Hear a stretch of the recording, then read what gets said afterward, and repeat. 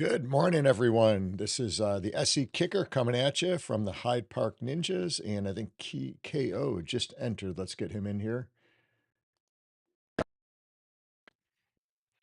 I had you on vacation mode from being away in the training in Cocoa Beach.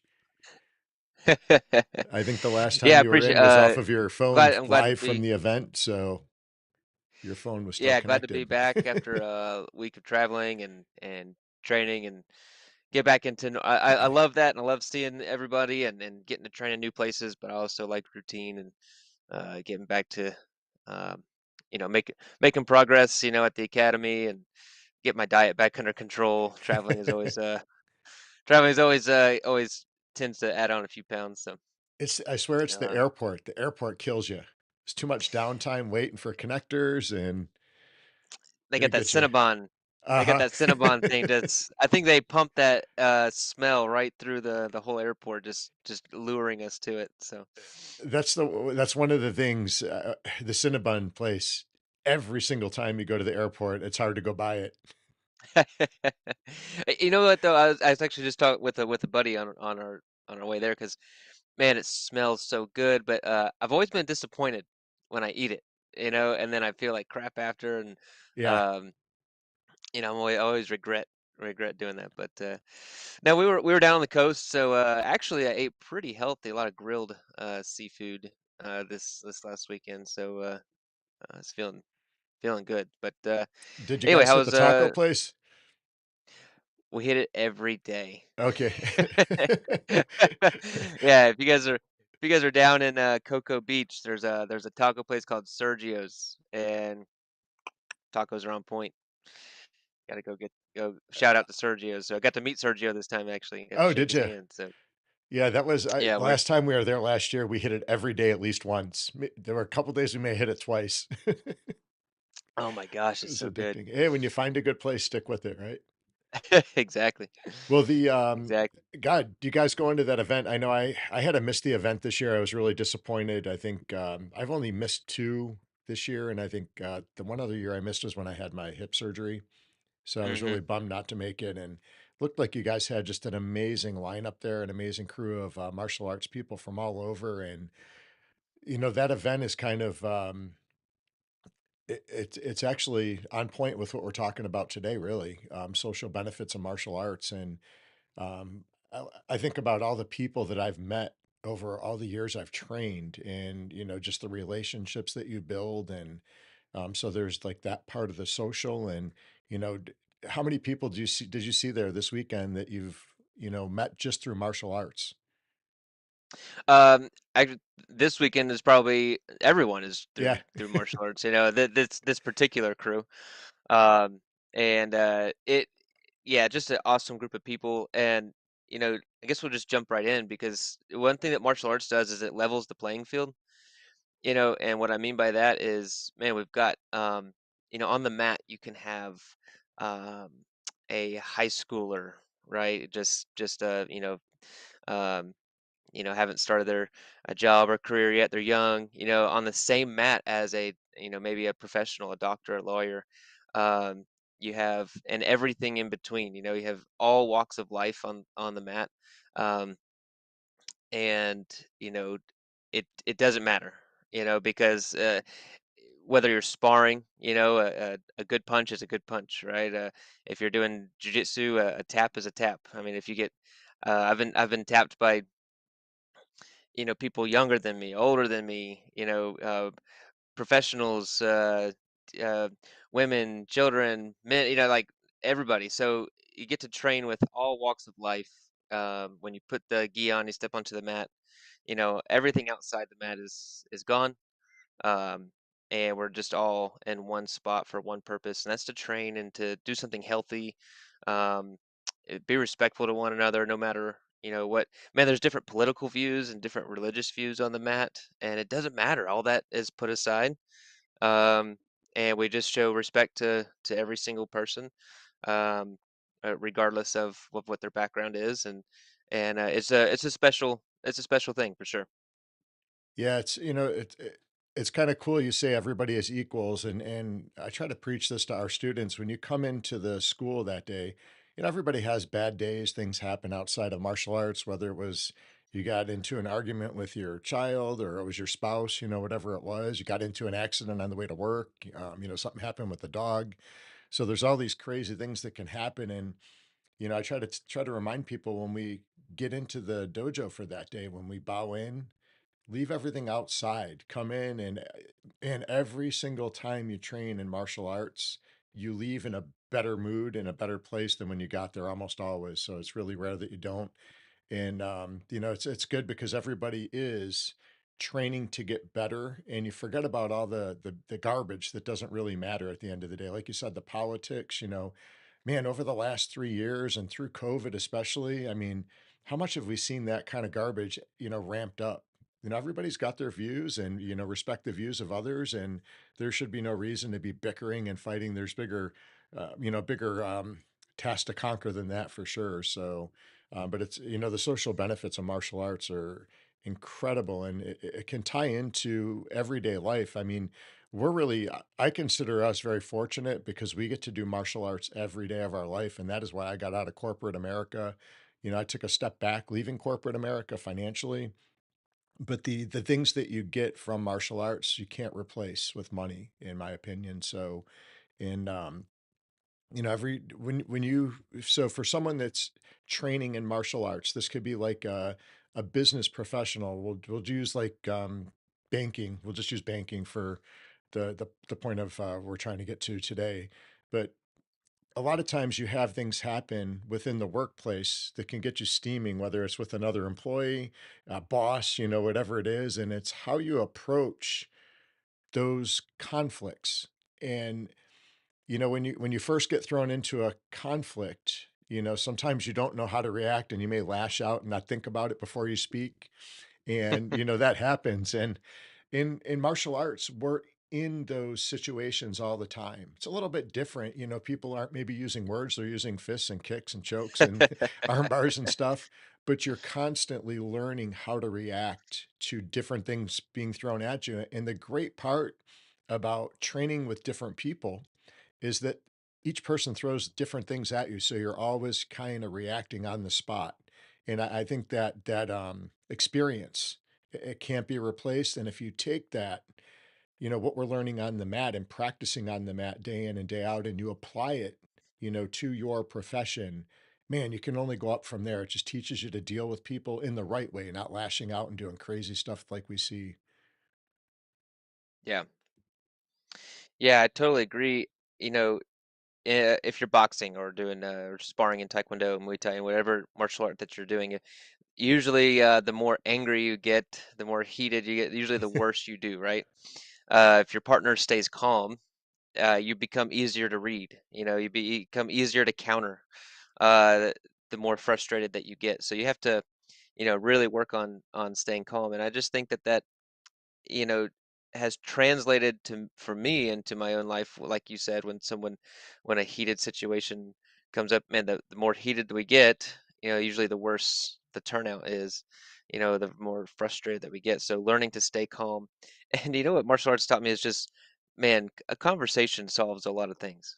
You know, if there's an issue, if there's a problem, just approach the person and do it in a calm manner and just say, "Hey, I really want to come to a resolution with this problem. Let's see if we can't get on the same page or at least a compromise."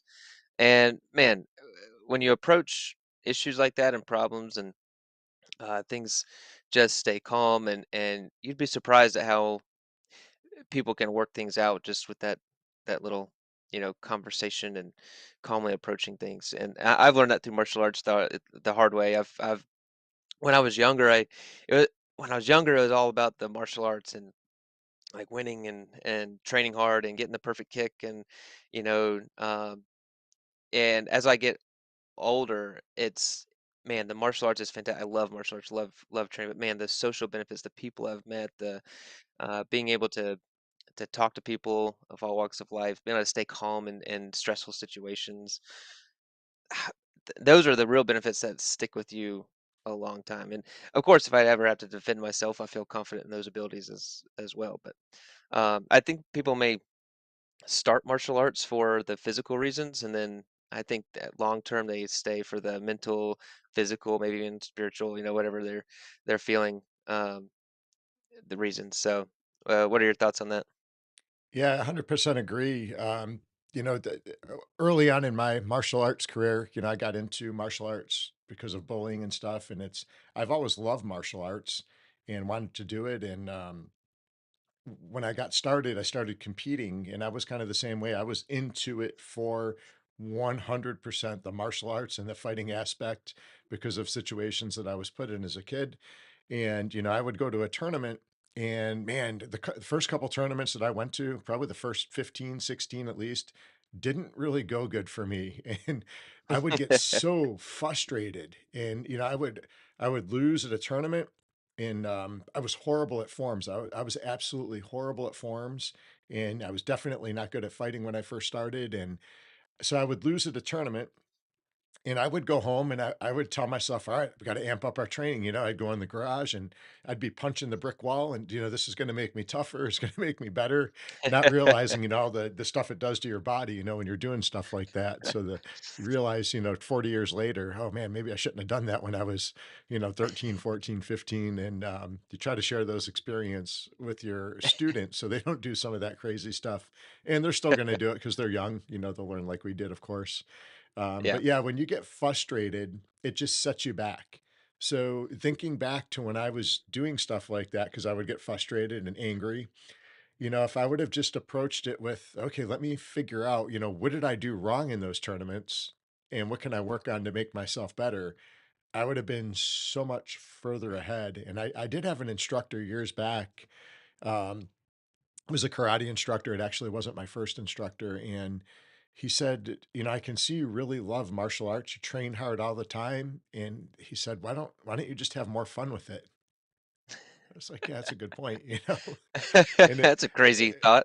yeah, it's kind of stuck with me. And one thing that I noticed is when I started having more fun, I actually started to get better a lot quicker. So, because Yeah, my mind wasn't always clouded with that frustration and kind of that built up anger. And I kind of had a lot of that too, especially being bullied. There was a lot of anger built up. So I wasn't ever going to let anything like that happen again. So it just kind of stuck with me. And that conversation with that instructor kind of changed my life in a big way because it yeah, really did turn my martial arts around for me. And, everything in life is habits. And the better your habits, the better you're going to do in life. And the worse your habits, it goes the other way sometimes. So, if you can build the habit of winning.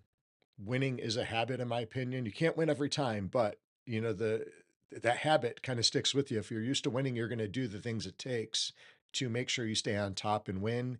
And then with the discipline, you could do, it can do wonders for you. So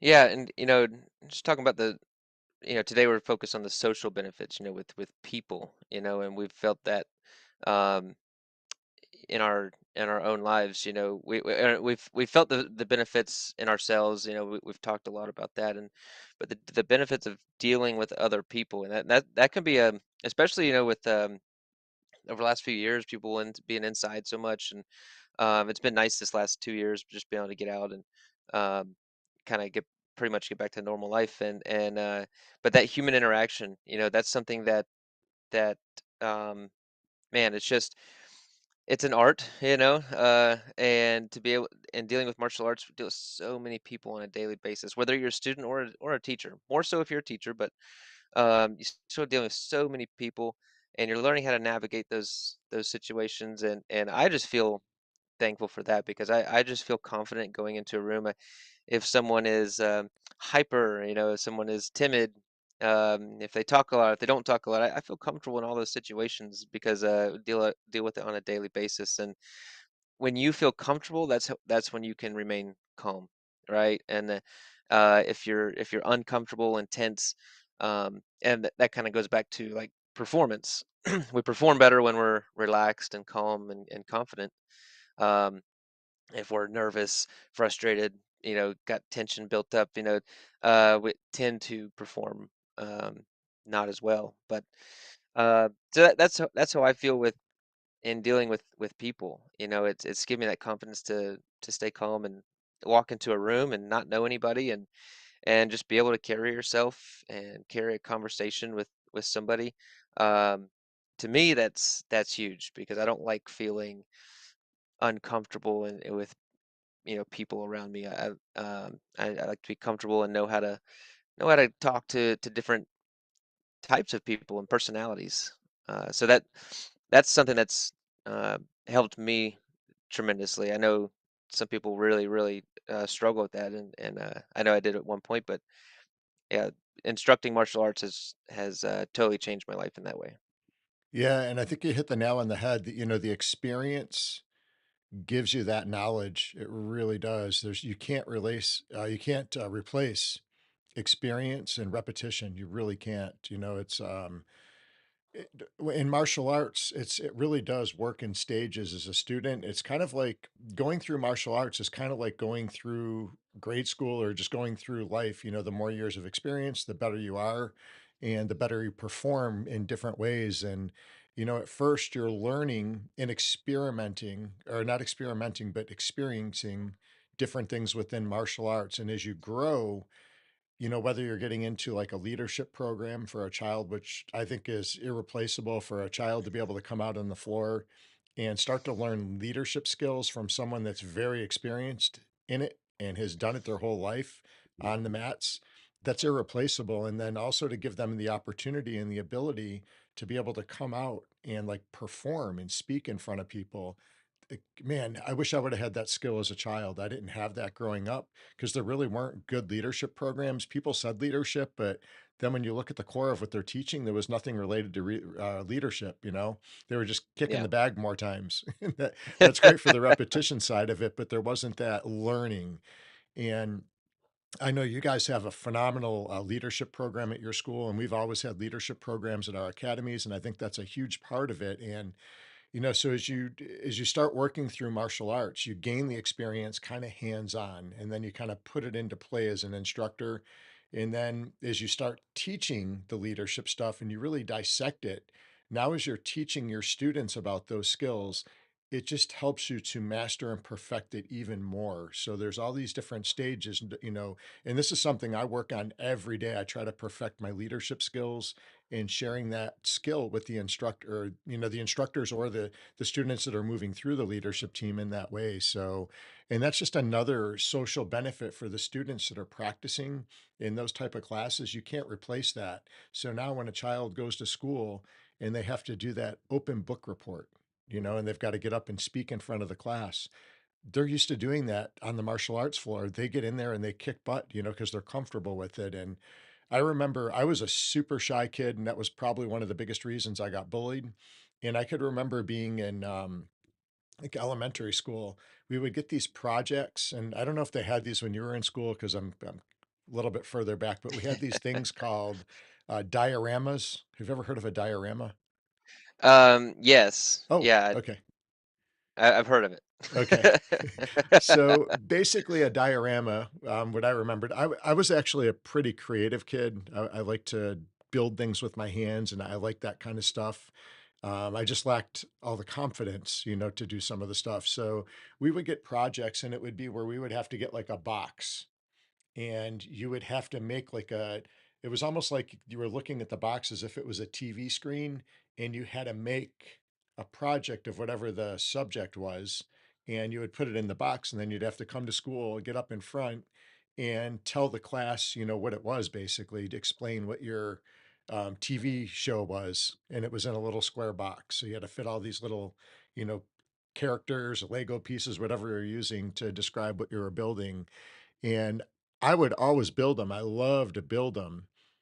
But when it came time that I had to go to school and show it off, for some reason, I always got sick that morning and didn't want to go to school, So I was just petrified to get Yeah. up in front. And there's a lot of things that cause it. You start to get like self-conscious about, is everybody going to make fun of me because they don't like what I did and all that stuff. And that's something that I really struggled with as a child. And I know if I would have had martial arts in an earlier point in my life, it would have worked wonders for me in elementary school. And the great thing about building a child's confidence is that it stays with them. and they just get better at it. So the earlier you can start, the better, in my opinion. Yeah, absolutely. And man, I like what you were saying there with public speaking. And public speaking is not my strong suit. I can do it because of my experience in martial arts and teaching and things like that. I wouldn't say I really enjoy, getting out, and I actually have an event in a few weeks um, at our local university, and I'll be speaking there. I'll be preparing for that and practicing my if it's martial arts, I can go all day. I man, just so you guys know, we have our topic. We didn't plan what we're gonna say. It's just us just uh, chatting martial arts because we can just go on and on and on and on. But no, having the confidence because of martial arts to get out in front and public speak definitely helped me with that. Also helps you just to laugh at yourself. I have whacked myself in the head with nunchucks. I have fallen on my butt. I have every embarrassing thing imaginable you can do in front of a group of people. I've probably done it. Um, and you just learn to laugh at yourself and you know keep the momentum going people see that when you're comfortable and that you're able to laugh at yourself and kind of stay relaxed even when you mess up. People can realize that they get that sense and that makes them feel comfortable as well. If you're tense and nervous and then you screw up and then you try to hide it and try to pretend like nothing's wrong, people sense that, and they're like, "Oh," they can feel the tension, right? The awkward tension in the room, and so really try to dissolve that, and stay calm. But so I think that that experience of just messing up, and you know, it's hey, we all mess up, we all screw up, and just chuckle, address it, say, "Well, that was dumb," and move on, So Yeah, and the proof is in the pudding, right? I mean, so we're lifelong martial artists, and like KO said, we could talk about this stuff all day, all night. You just give us a martial arts topic, and we could just probably go until you force us to turn off the camera. But now, you know, go back about a year, year and a half. So just to kind of prove the point, how many videos do we have out, KO? Do you know? Martial we're arts coming up, related, metaverse stuff, how many? we're coming up on 200. Okay, so if you watch our most recent videos and then you go back 200 videos ago, this would definitely prove our point. You can kind of see, some of the stuff where we came from, the technical issues, and we still have technical issues. That'd be part of the ninja stream Yeah. forever, I think. But you just get Yes. better and you get more confident with the mistakes, and it's kind of how it works in life. And you cannot replace experience. And one thing when you do make those mistakes, find if you're making the consistent mistake and you don't know how to fix it, find somebody that's already done that and then get better at it, Yeah. and that's how you grow as a person. And I think nowadays people are so afraid to ask for help and they never get that growth, because of that. So you got to sometimes swallow your pride, reach out for help. I know there's different times in my life, I've had to reach out for help from a friend and students, and it works out. You just got to get better and be a better person. So it's setting a good example. Agreed. And as we're kind of getting to the end of this stream here, our goal, our mission, our passion for martial arts is, to encourage others to find a place to get into martial arts and go back and look. I believe we made a video on, how to find a good martial arts school. And so please reach out if you have any questions about that or go search that video in our martial arts playlist. Um, because our goal is to encourage and if you're needing to if you're not feeling healthy, if you're feeling stressed, I mean, if you need a healthy outlet, um, if you find the right place to go train martial arts, and I will make sure I say that if you find the right place, right? You are going to get so much more than physical training. You're gonna find a group of people that are like-minded. You're gonna find a group of people that are um, just welcoming and inclusive and helpful, and I think you're gonna get a lot more from martial arts than just maybe getting in good physical shape. So that's our hope. That's our hope that we kind of give it that extra step, that little extra push to go start searching schools, go try out different academies, find the vibe that fits you. Um, and your your personality. That's a lot of it is just finding a school that meshes with your personality. And I have people come into our academy and it's not a great fit, and you know what, there's nothing wrong with that. I direct them towards a place that will be a better fit for them. And because I even if it's not with us, I know martial arts is going to help that person, in the long run. So always encouraging people to start. Yeah, and we talked about that a few talks ago, about the culture of the academies, and you do have to find that culture that resonates with you. Every academy is different, and if you're out there, I know we've already had probably 3 or 4 people since we've been doing some of these streams reach out to us and say, "Hey, I want to get started in training. What's the best martial art for me? And where's the best place to train?" And if we can help guide you into that path, we'll definitely do it. So reach out to us if you're in different areas and you're not sure where to start. We do know a lot of people in a lot of different areas in and out of the United States. So it's a good possibility that we could point you in the right direction to get you started at least on that journey, and then get into those academies. And it may resonate with you, it may not, and just keep searching until you find it, because like KO said, martial arts is good for everyone. Okay. I know I've started and it's been life changing for me. So I know, if you get the right school, like you said, it's going to do great things for you. Maui says she loves Krav Maga, and what does that say about my personality? Super brutal, crazy person. Krav Maga is intense. I've actually never taken a Krav Maga class. However, the academy that we took jujitsu from, um, a few years back had a Krav Maga class before the jiu-jitsu class, so I got to see them, and I was scared of them. I was scared of them. Now they were intense, and I definitely would not mess with any of them. But the group of people, they were awesome. They trained so hard, and they were all dripping sweat, and just shaking hands and hugging afterwards. Just a great community. Um, and so yeah, it was again, go back and watch our video. It's not always about what martial art, it's about who's teaching it and the group, the community around it. That a lot of times has a bigger effect than just what martial art is it. So um Yeah, and all all right, the so don't martial make arts are good. They're all good in their ways. And I have run across a few really bad martial arts, but they were martial arts that someone did a little bit of training and decided they were going to go out and create their own martial art. And it was a disaster. Some of the stuff that you see, it's like, man, I would never try that as a self-defense. You're going to get someone hurt. But if it's a real legit martial art, they're all good. Everybody's body styles are different. Your the way you think about things mentally, is different. So you do have to find the art, the instructors, the culture that resonate with you, and that'll get you on the right path. And at some points, I always try to tell people, a lot of people want to just go out and train every single martial art. You really, your body can't and your brain can't absorb all that. I'm a true believer that find one martial art, get that one down really good, and then add on to your base. Have some kind of a foundation first, and then add to it. yeah, I agree.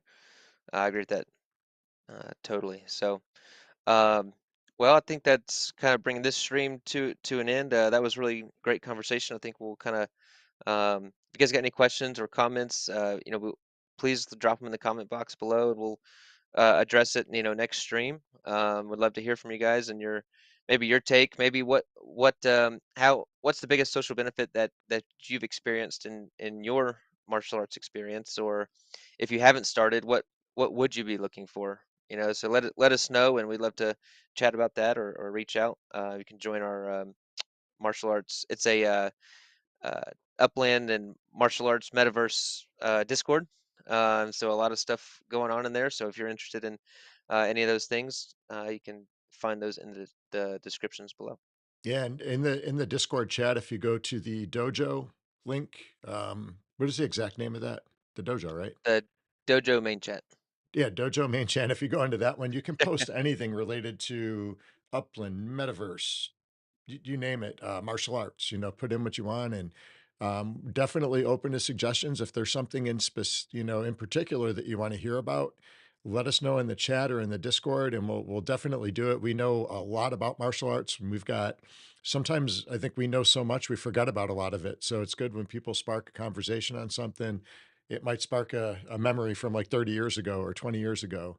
Um, Maybe 10 years ago for KO, so he's a little bit younger, but, yeah, we just love to talk about martial arts and all aspects of it, so it doesn't matter if it's on the leadership side, on the fighting side, self-defense, you name it, we'll talk about it, so and then, yeah, I think that's gonna wrap it up for today for social benefits of martial arts. So everybody get out there, kick butt, have a great day. Don't forget to join us on Thursday. I know we had the big Twizzler Bowl this weekend, or the T Swizzle Bowl this weekend. So we'll take a look and see who our winners were. We had the 50,000 UPIX giveaway. So we'll be doing that on the live stream on Thursday. So definitely make sure to join us at what time is that one? 1:30? 1:30 on Thursday. And that'll be Yep. Eastern Standard Time. So depending on where you're coming from. And we'll be doing the wheel of the winners and the wheel of death as well. So we'll have a lot of fun with that on Thursday. And Caesar, we're definitely get some races in. I know we didn't hit up any races last week. And we'll definitely get back on that and have a little bit of fun. So we'll look forward to seeing you guys all on Thursday. All right, guys. Have a great day.